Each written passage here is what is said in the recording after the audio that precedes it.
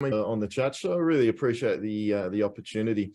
So what I wanted to go through today is just one of the facets of what I call the customer life cycle model. So this is a program that I run at Visualize to help business owners understand their values and then systemize those values throughout their business. So the idea is to create a values-based culture that's all sort of pulling towards the sun. So I'm going to stop because my phone just went off and I forgot to put it on silence. Bloody thing. Actually, I'm going to turn it off. Off you go. Now we're off. Now we're off. Come on. All right, that's done. Here we go. Hey guys, welcome. My name's Adam. I'm from Visualize. I'd like to thank Bobby for having me on the chat show today. Really appreciate the opportunity to present today. So what I'm going to be covering is one of the aspects of the growth life cycle model, which is a program that I run at Visualize to help business owners understand their values, uncover their values, and then systemize them throughout their business. So the particular topic that we're going to be covering today is decision-making and creating high trust teams using your business values. So what I like to tell people is that embedding your values within your business will help enhance decision-making within your team, and in turn will create trust. And one of the outcomes, probably the main outcome of that for a business leader, is less oversight and management when those values are effectively embedded. So when I talk about embedding values, I'm talking about taking those values and giving them a place as the decision-making driver within your systems. So this is embedding values into documentation. It's embedding values into your training systems. It's embedding values into your recruiting process and your strategy. And it's also embedding those values into your marketing strategy. So when you take that documentation or those operations, the procedures and processes, when you take that, combine that with training, combine that with a recruiting strategy, and combine that with a marketing strategy that's all values aligned, what you end up with is a situation where your communication to the market matches the experience that people have when they actually interact with your business, because those values are so well embedded from top to bottom within the business. So how do you implement this on a practical level though? Well, let's have a look at your business. So one of the things that we do at Visualize is we visualize your business as a tree. So the tree has four main systems that are operating within the ecosystem. So you've got your sunlight, which provides energy to the tree. You've got your leaves, which capture that energy. You've got your branches, which hold those leaves in place. And then you've got the root system, which holds the whole thing upright and gives it strength and stability. So how do you actually relate that to an operating business though? Well, let's make some adjustments. So your sunlight is your customers. So your customers are providing that energy to your tree in the form of sales opportunity or opportunity. Your team actually convert that opportunity. So they're the leaves. They collect that opportunity from your customers and they turn that into something that is an asset to the business. So that's either going to be sales opportunity, customer relations, whatever it is that you want your team to achieve when they're interacting with your customers. So every interaction should be an asset producing interaction in some way. You then have your operations, and that forms the branch structure of your business. So your operations, processes, procedures, like I was saying before, the documentation, your recruitment strategies, all those sorts of things. That's what's keeping your team supported, and also that's what's holding your team in your business. And then as the business leader or the business manager or the thought leader, you're the roots of that tree. So you steer the direction of the business, you keep the business on track, keep it upright, and keep it moving forward. So that's the analogy that we use within the program. Now, how do we actually take those values and apply that to this analogy? So the way that we do that is we help business owners uncover their own story. So what does that story comprise of? That story comprises of why you're in business, what you're going to do, and how you're going to do it. So why are you in business? That equates to your statement of purpose. So that's your reason for existing. What you're going to do, that equates to your vision statement. So that's what you want to see occur. These are your outcome-driven objectives.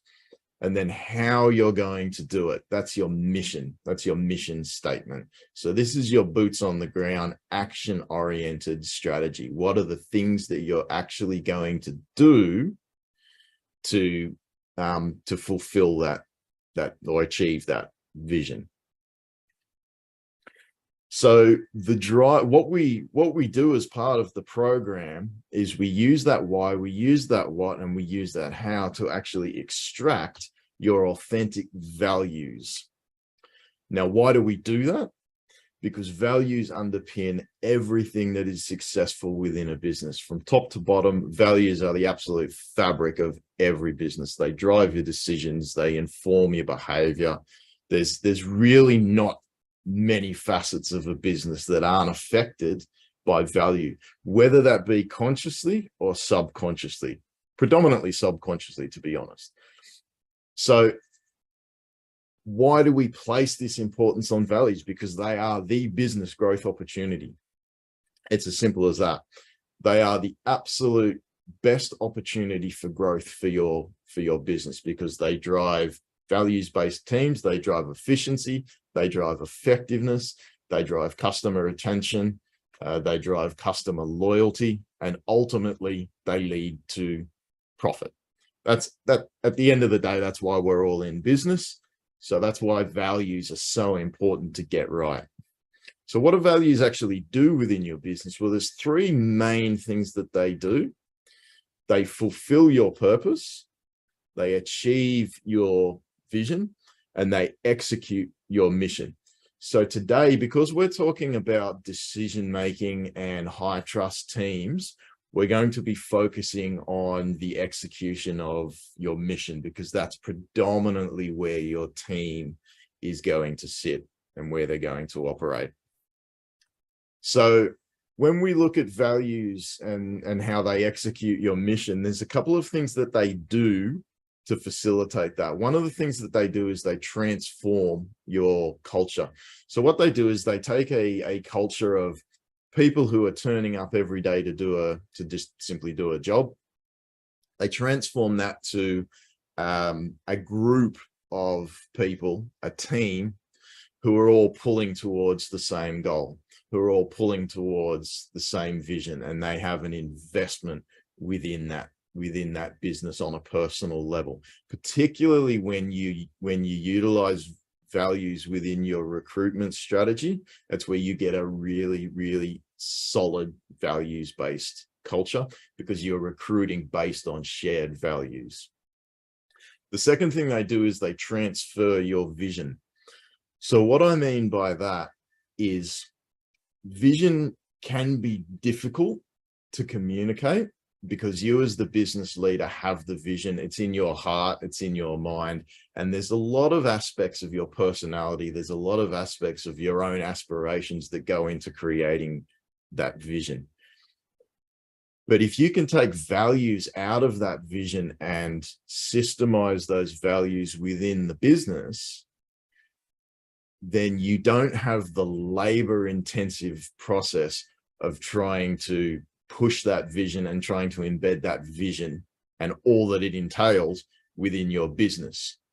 You embed the values, and then the values drive the decisions. So that's how you transfer your vision into the business. The third thing that they do is they inspire your team. So like I was saying before, when you bring a team of shared values together, they not only do they push towards that same goal or that same vision, but they also start to understand their place within that vision, within that team. And so what that tends to do is that gives them ownership over what it is that they're doing within the business, and that inspires them to do the greatest work that they can. The other thing is, because you've aligned their values with your values as a business by systemizing them through your recruitment strategy, then you have that innate value alignment. So people are seeing their own values reflected around them in the team that they're working with and the outcomes that they achieve. Ultimately, the way that values work when it comes to your mission is they're action oriented. So when we talk about systemizing your values in your business, we're talking about creating drivers for action and creating drivers for activity within your business.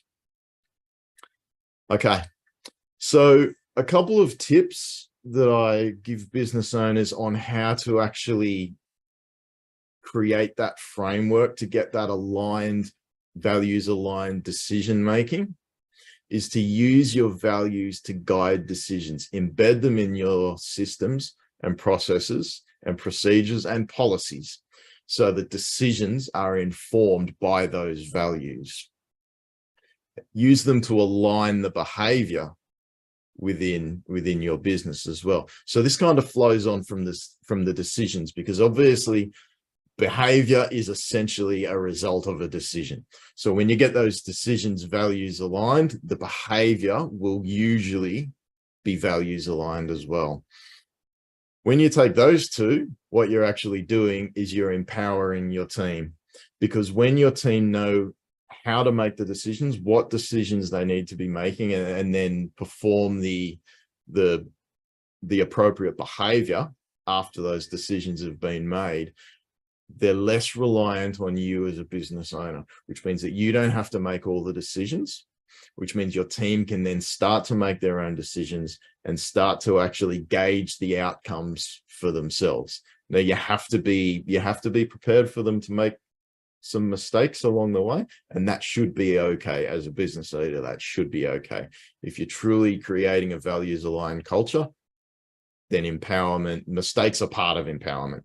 But as long as you're driving that empowerment with your team, you will find that they will start to get better and better at it with each iteration. So how do you actually achieve all of this? You clearly define the tasks using your values. So once again, we implement values within the processes, procedures, and the decision-making strategies within the business. So one of the things that I always tell business owners is forget the inspiring seminars. So it is a reality that the vast majority of people really want to turn up to work, know what they need to do, know how they need to achieve it, and perform the tasks that they need to perform to the best of their ability. Pulling the teams into, endless hours of what I call inspiring seminars, most of that information is going to be forgotten. It's not necessarily that it doesn't have any value at all, but if you're relying on seminars and speeches about purpose, vision, and mission and values to actually drive the behaviors within your business, you're probably not going to get the best outcomes. So this needs to be a practical application. This needs to be embedded within everything that you do within the business. Inspiring seminars will make people feel good for a couple of hours, but ultimately they're generally going to be forgotten relatively quickly. And the last point that I want to make is remove the burden of objectives from your team. So by systemizing and by implementing values within the business, what you're doing is you're removing that burden of having to understand the minute details of the core objectives within the business. So you're removing the need to constantly review and read business plans and read policies and philosophies and things like that. You remove that burden. So which means that your team members can just get on with what they're doing and know that they're aligned with your purpose, vision, and mission because they're doing it the way that it's been systemized, that according to the strategy, according to the documentation. Okay. So on a practical level, how do we actually implement this? So when it comes to, we've talked about what implementing does, we've talked about the benefits of systemizing your values within your business. So let's have a little bit of a look at part of the program that we run and how we actually go about helping businesses to implement these values. And this is something that you can do yourself. It's a really valuable way of looking at a business. So the first thing that I often say to people is change the structure. So this is what we've got on the screen here is a classic organizational chart. So this is a departmental style chart, and it's very heavily focused on the hierarchical structure within a business. So you've got your CEO, you've got your marketing manager, sales manager, product manager, commercial manager, all those sorts of things. So what this sort of represents is more of the who reports to who within the business. So what I like to try and get people to do is actually change that structure a little bit, change the way that they look at the business structure and start to actually look at it more in terms of what you're trying to achieve within the business. So the way that we do this is a good way to look at it is using a tool called the customer lifecycle map, which is basically a mind map. So I'll pull that up in a second and I'll take you on a bit of a deeper dive into the way that works. But essentially what happens here is that the customer life cycle map has essentially 3 stages. There's the captivate stage, the delight stage, and the reinforce stage. So the captivate stage is likened back to the leaves of your tree. That's where you're captivating your customers. So that's where you're capturing that sunlight from the opportunity from your customers, like the trees capturing the sunlight. So this typically will involve processes like your marketing process, your sales process. There'll be other processes. Your business will obviously be specific. This is just an example. But that's ultimately when you're bringing your customers into the business. You've then got the second stage, was just called the delight stage. So that might involve things like your onboarding and your delivery. So the delight stage is about once you've got them into the business, making sure that those interactions now start to match their expectations. So this is things like when you're onboarding, making sure that the communication is there, making sure that your values are radiated from your team members to your new customers, making sure that they feel welcomed, and ultimately the main thing you want to achieve here is your customer thinking to themselves, yes, I've made the right decision to work with this business. And then you deliver, and you make sure you deliver. So the delivery process needs to also have those values embedded. So this onboarding and delivery combination, and again, your business might be different, is how you delight your customer. So it's that experience that they have while they're actually within your business and while the product is being delivered or the service is being delivered. We then move to the third stage, which is called the reinforce stage. So the reinforce stage is, I like to look at reinforcement as a second round of marketing. So during your captivate stage, your marketing strategy is based on bringing new customers into the business and getting them interested in working with you. The reinforcement stage is now showing them that the experience that they've had is standard practice for your business. It's not a one-off. You didn't do it to impress them. It's standard practice. So that involves things like education.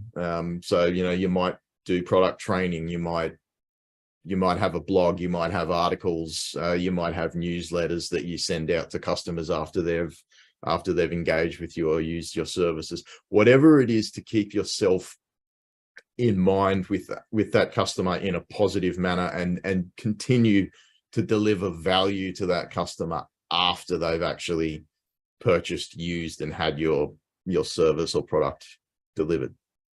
The second facet to that might be proving your value. So that might come with augmented products. So, maybe you're updating the product, maybe you've got new feature sets, maybe you've got new benefits that you can create, that you can roll out. So how you deliver that secondary level of value is going to be specific to your business, but that's part of that. That's part of that proving your value. And the third component there is support. So this is after sales support. Are you reactive to customer inquiries? This is a very important stage, because this is where misunderstandings along the path can be resolved and can be fixed. This is your opportunity to really show the customer that you're with them for the long term. So the idea of this reinforcement stage is that what happens is you've now done that secondary marketing strategy. So what that will hopefully do for your business is that will bring that customer back around to the captivate stage, and then you start that sales process again. The benefit of using this reinforcement stage is that what hopefully will happen is, if your values are clearly defined, if they're clearly radiated, and if your customer can understand the values that they've actually encountered along this journey, it's going to be a lot easier for them to find other customers that can actually use your business, that will resonate with the values of your organization and your business. So along the way back to the captivate stage, they might pick up other customers for you, and that's how you create that. That's how you create that growth. And that's why we call it a cycle, because captivate, delight, reinforce, back to captivate, and hopefully they're bringing new customers with them as a customer advocate.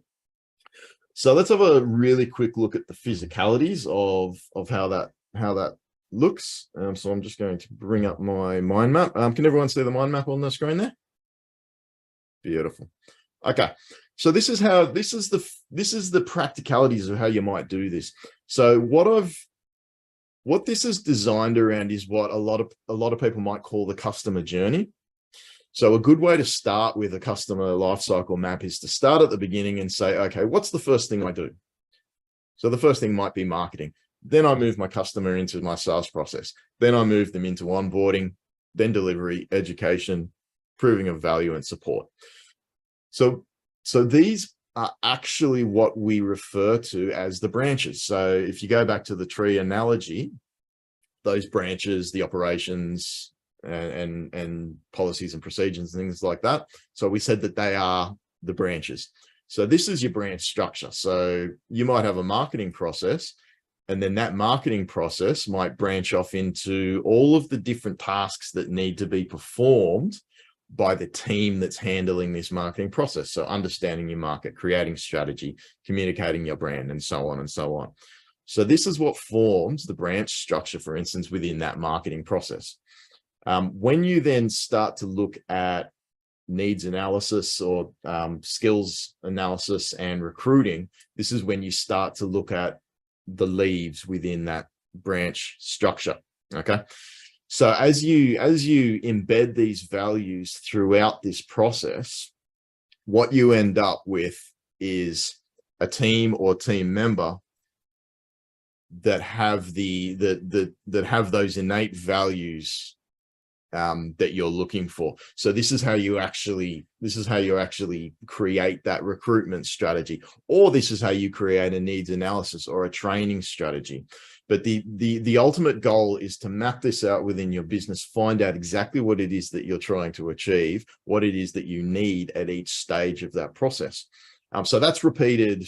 So that's repeated throughout the life cycle. So as you can see, if I start to expand these out,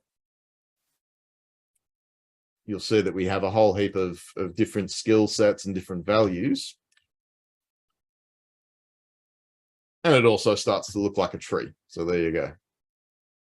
So this is the basic structure of how you embed those values. There's obviously quite a lot of depth that you can go into to create that structure, but that's ultimately a really quick look at how changing that structure can help you embed those values within your business.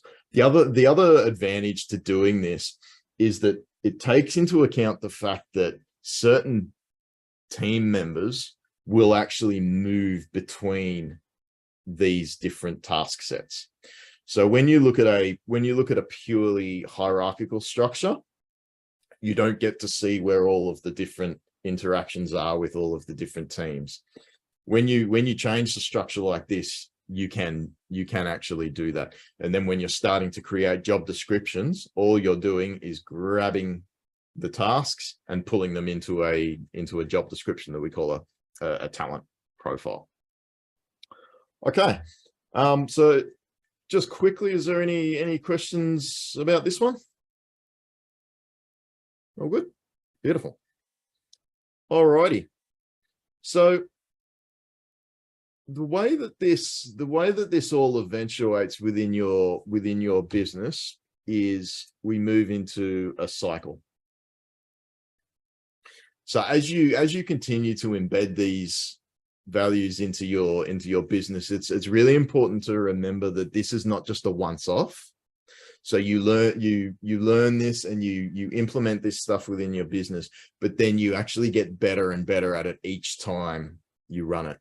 So, an approach that a lot of my customers take is to just do it for 1 or 2 positions, get good at it, and then they might start to look at different departments or different processes within their business. But the ultimate goal here is that you start with your purpose, you create your vision, you create your mission, you then uncover those values and implement those values into your business. Once you've implemented those values into your business, what that does is that turns the cycle around. So the values then help you execute your mission, which then of course helps you achieve your vision, which then helps you fulfill your purpose, and the cycle continues. And so that's in a nutshell, guys. That's how the process works. And the upshot of all of this is those autonomous teams that are values based, that are values driven, that have an understanding of how to make the decisions within the business that are congruent with the values. They become autonomous. When they become autonomous, you as a business leader can place a lot more trust within your teams, and that allows you to then pull back if required and work on the things within your business that you really want to focus on. So that's all for me today, guys. I really appreciate your time and attention.